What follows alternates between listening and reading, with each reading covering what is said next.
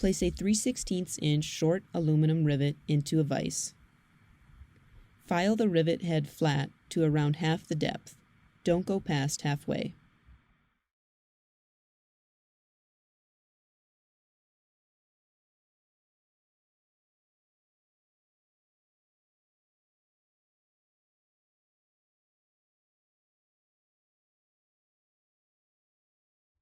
Open the vise a little and turn the rivet so that it is resting on the jaws.